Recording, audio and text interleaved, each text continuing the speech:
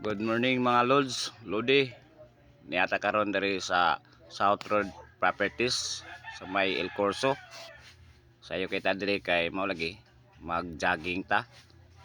Ako ning gi-video kay mao lagi mao ni ako ang jogginganan. So kita kay nato ang Siwol. So mao ni ang amo ang Siwol diri sa Cebu South Road Properties owned by Cebu City Government. Grabe kalimpyo. Presko keng hangin, labi na mag-jogging na ka magsugod, presko keng hangin, taas kay kag pananaw.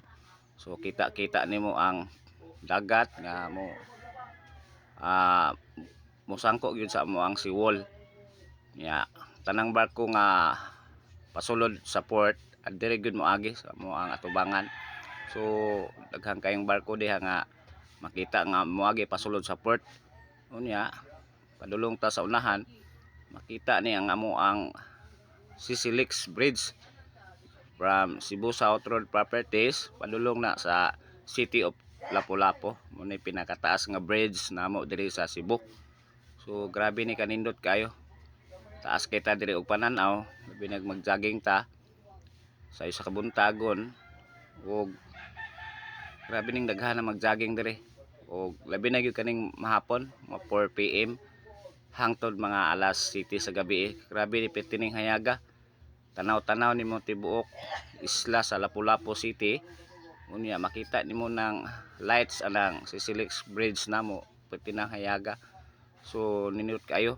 Daghan kayo nga magsuroy diri labi nag magabi. Mag-jogging, mag-walking mo nang ganahan kay ko diri mag-jogging.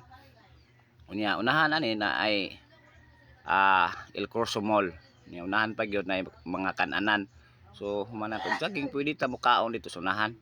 Unya mao lagi ako ni siyang gi-video kay grabe kanindot, limpyo kayo, hamugaway ang area. Unya dili ka ma-disturb sa imong pag walking, mag-jogging kay grabe kanindot. Unya inatiman gyud ni sa mo ang LGUs diri sa Cebu City Government diri sa South Road Properties. So limpyo kay ni, ganahan kay ko diri mag-jogging. Unya taas kita og pananaw, presko ang hangin ang ato ang malanghap. So sa tanang gustong mo-follow sa akong page Bullard Vlog, sa akong YouTube channel Bullard Vlog. Alright,